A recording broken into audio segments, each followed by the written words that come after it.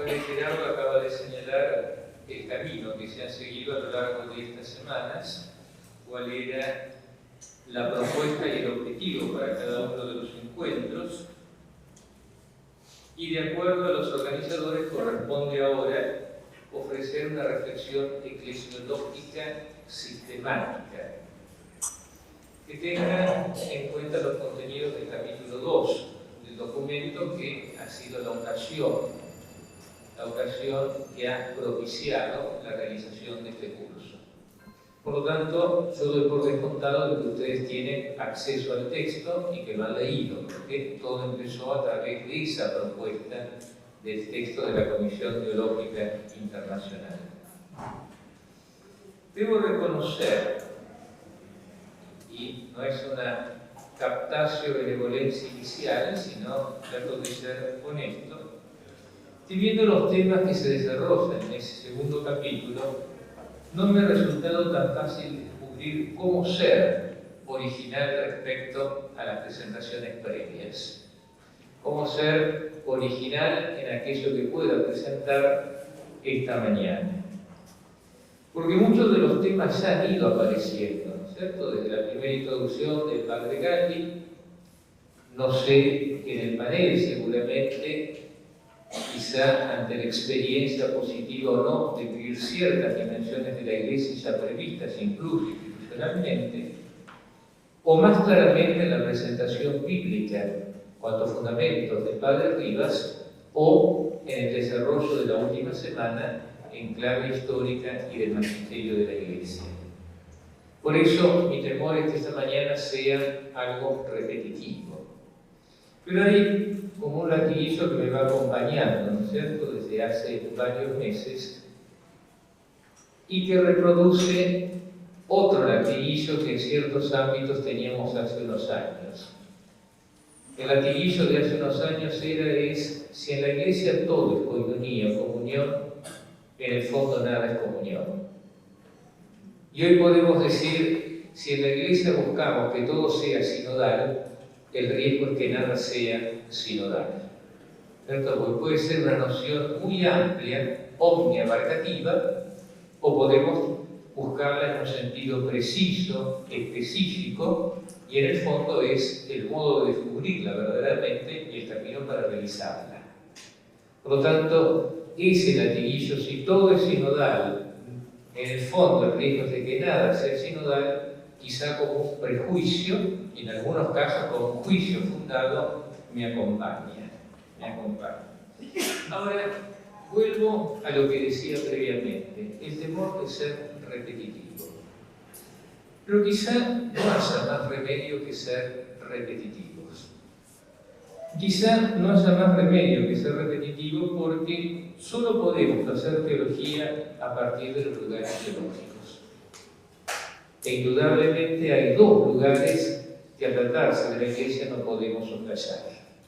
El testimonio de la Escritura, donde claramente encontramos la primera norma, que no es normada, pero al mismo tiempo sabemos que en la Escritura no encontramos una eclesiología acabada, y decididamente cuando se trata de la Iglesia, el testimonio de la tradición, siendo normativo lo que la Iglesia vivió en primer lugar y llegó a comprender de sí misma en los primeros siglos. Por lo tanto, el riesgo es un riesgo real, pero es un hecho que no podemos soslayar, remitirnos a parte de lo que presentó el padre Rivas y aquello que han escuchado en el último encuentro. Si lo que intentamos es una verdadera reflexión teológica. Pero al tratarse de la Iglesia, tampoco podemos obviar remitirnos a sus diferentes realizaciones históricas. Y tampoco podemos obviar a los elementos que nos ha ofrecido el magisterio de la Iglesia. Todo esto me parece que señala, por lo tanto, un punto de partida que tiene que estar presente en la presentación de esta mañana. Lo que sí es cierto, y aquí tendría que estar la novedad que quizás sea incapaz de ofrecer esta mañana, que el desafío no es tomar esos fundamentos como el punto de llegada. Como el punto de llegada. Entonces se trata de revisar lo que ya está en la Escritura, revisar lo de la Iglesia del primer milenio y revisar lo que señala el Código de Derecho Canónico en cuanto a instancias sinodales. Si no, más bien tenemos que tomarlo cuando hacemos teología como punto de partida. Como el punto de partida, sobre todo, porque se trata a partir de allí no solo de pensar, sino de repensar la Iglesia. ¿Está claro? Tomar esos lugares como puntos de partida para una reflexión. Sobre todo porque si cuando pasamos al capítulo 3 del documento, y eso es lo que ha presentado la doctora Virginia Ascuy, están señalados los espacios en los cuales tiene que realizarse la sinodalidad. Ahora, es curioso, y esto me llama la atención, que tratándose de un documento teológico, no se propongan nuevas instancias de sinodalidad, es decir, creativamente en este tiempo de la Iglesia, o diferentes de aquellas que ya son propuestas. Es decir, alguna más que es necesario para canalizar esa expresión de la sinodalidad, o decir, esta instancia está prevista, pero de hecho, cómo está pensada, los fundamentos que se dan, no son expresión real de la sinodalidad. Pienso en concreto, ¿no es cierto?, un gran debate que se dio en torno al sínodo de los obispos, que la gran pregunta es si era una expresión de la colegialidad episcopal o simplemente un órgano consultivo del primado. La formulación canónica y los alcances que tienen hace que más que una expresión de la colegialidad sea un órgano consultivo del primado, porque de hecho no tiene en absoluto ningún carácter vinculante. Gran parte de los miembros son nombrados directamente por el Papa, por lo tanto es un órgano consultivo. Y en cierto modo esto lo recordó Francisco muy bien al terminar el sínodo de 14, después de hablar de diálogo, les recordó a los padres sinodales palabra por palabra la definición del dogma del primado del Vaticano I, la potestad suprema, directa, episcopal sobre los, es decir, el Papa soy yo. Por lo tanto, este es un tema que se abre, ¿no? Ahora bien, lo que sí puede suceder, y pensando en los distintos niveles de la Iglesia, es que quizás no todas esas instancias, siempre y en todas partes, han funcionado y se lo han hecho de la mejor manera. A nivel de las iglesias locales, ustedes pueden decirme cómo funcionan los consejos previstos. A nivel de las parroquias, antes de ver cómo funcionan, en cuántos existen. Y si existen, ¿cuál es el criterio de constitución? Esto sin duda que ayuda a un gran examen, y quizá por eso la Comisión no aventuró en proponer nada nuevo, sino en reproponer lo que está previsto, quizá porque no se trata de cosas nuevas, es decir, no nova, pero vividas de un modo nuevo, sed noviter. Non nova, sed noviter. Y esto sin duda nos señala todavía que tenemos que seguir un camino de aprendizaje. Un camino de aprendizaje. El primer punto que he señalado es una inspiración y una guía de esta presentación, que alude, sin duda, al título que tiene la charla. La primera constatación que yo he hecho es, a partir del capítulo 2, a mí me ha costado descubrir el orden de sistematización, pero quizá es un límite mío en la lectura más que un límite objetivo.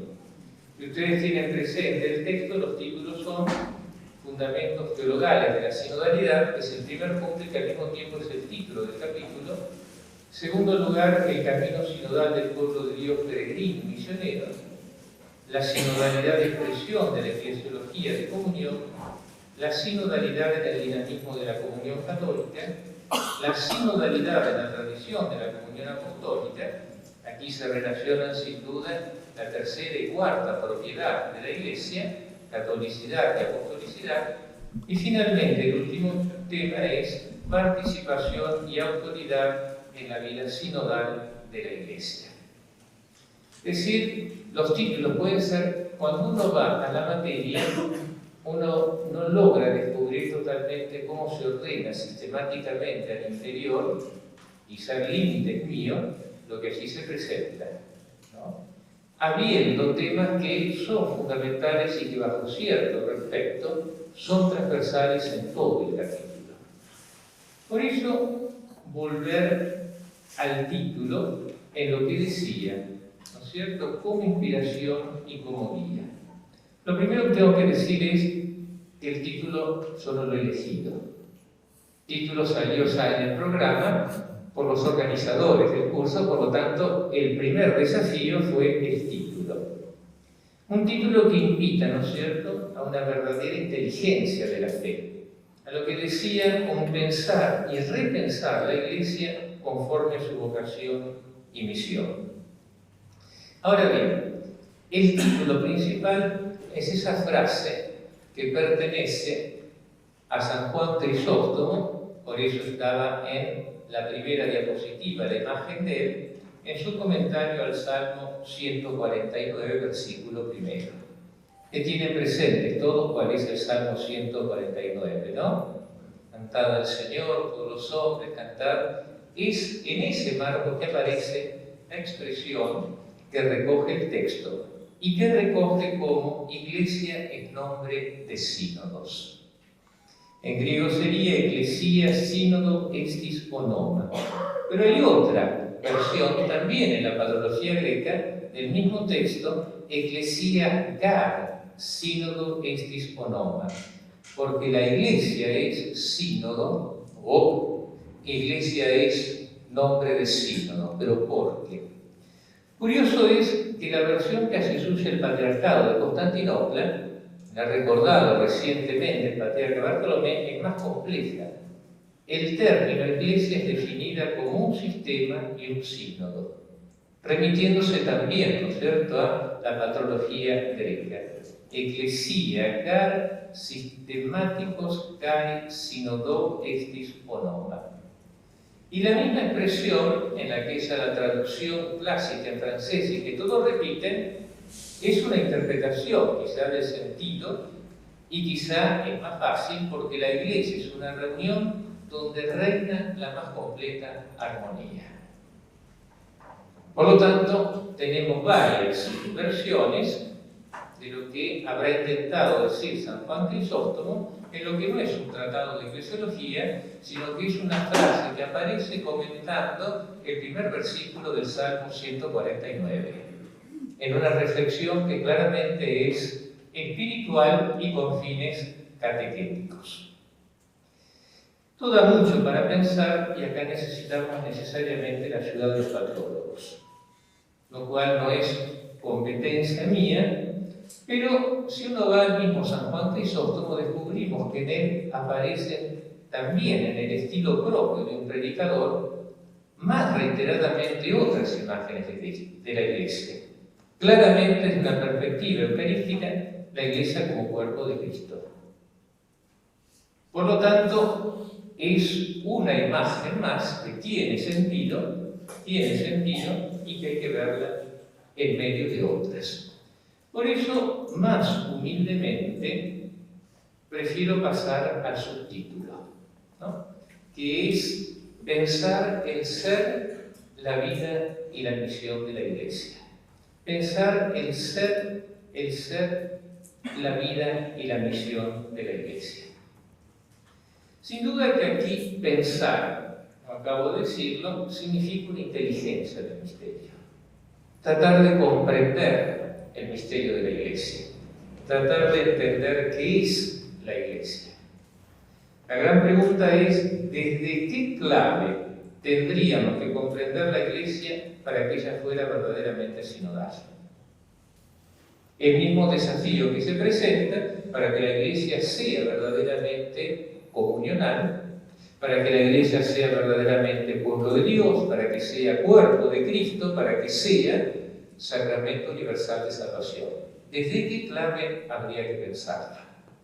Tiende la pregunta, ¿no es cierto? Porque uno utiliza determinadas categorías para hacer ese pensamiento que lleva a profundizar en el misterio de la Iglesia. Tiene que hacerlo desde un punto de partida. ¿Cuál debe ser entonces ese punto de partida? Y acá, para explicitarlo, vienen en ayuda las tres palabras que siguen: el ser, la vida y la misión de la Iglesia. El ser, la vida y la misión de la Iglesia. De acuerdo a la forma mentis en la que fui formado o intentaron formarme, no sé si lo he aprendido muy bien, en el orden de la realidad, el ser antecede al obrar. En el orden de la realidad, el ser antecede al obrar. Como principio metafísico, Santo Tomás señalaba que operare sequitur esse. El obrar sigue al ser. Por eso tiene sentido que lo que primero hay que pensar, de acuerdo al subtítulo que me han propuesto, es pensar el ser de la Iglesia. En el fondo, ¿qué es la Iglesia? Por eso, de acuerdo a este principio, en la creación, cada ser obra de acuerdo a su propia naturaleza. El único interrogante que nos queda cuando contemplamos cada día ciertas cosas que pasan, si la única excepción no es el ser humano, que no siempre obra de acuerdo a su naturaleza. Todos los demás seres en la creación están limitados a obrar de acuerdo a su naturaleza. El ser humano, haciendo uso de su libertad, muchas veces se manifiesta menos que humano, aunque a veces tiene la pretensión de ser más que humano. Pero cada ser está llamado a obrar de acuerdo a su naturaleza.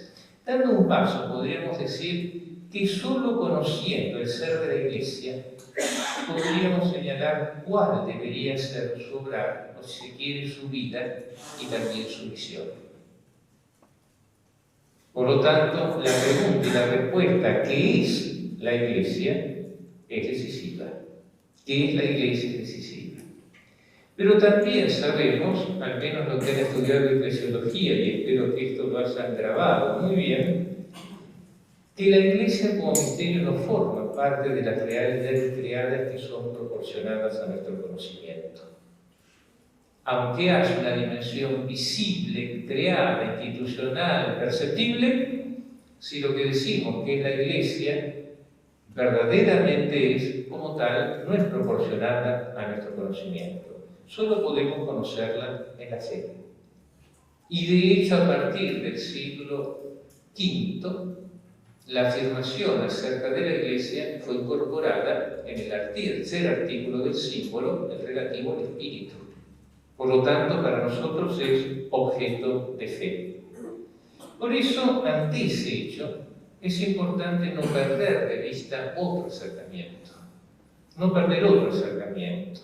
Y ese acercamiento es que en el orden del conocimiento humano, sin dejar de afirmar que el ser antecede al obrar, lo inverso también es cierto. Quizá más cierto cuando se trata de una realidad mistérica como la Iglesia, que analógicamente, como sucede con el misterio de Dios, solo lo podemos conocer a través de sus efectos de naturaleza y de gracia. Solo podemos conocerlo a partir de sus efectos. Es decir, no podemos captar humanamente la naturaleza de la Iglesia, por lo tanto no podemos definirla, y solo podemos describirla de acuerdo a diferentes aspectos de la misma. De allí ya en la Escritura el recurso a diferentes imágenes. Ahora, las imágenes, como sabemos, cumplen una función heurística: ayudarnos a descubrir aspectos de la Iglesia, y todas las afirmaciones más sensatas dicen que esas imágenes no son excluyentes, que se necesitan recíprocamente para complementarse y corregirse. Por lo tanto, tenemos un acercamiento a la Iglesia desde su manifestación.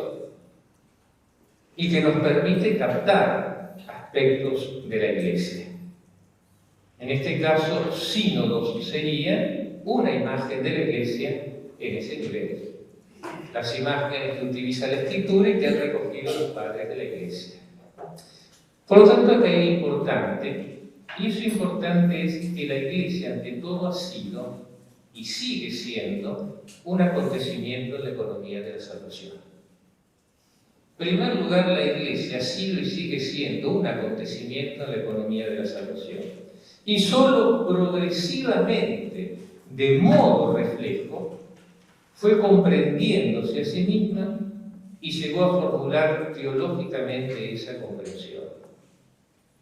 De así lo normativo de lo que ha recogido el Nuevo Testamento y lo normativo también de cómo se comprendió a sí mismo la Iglesia de los primeros siglos.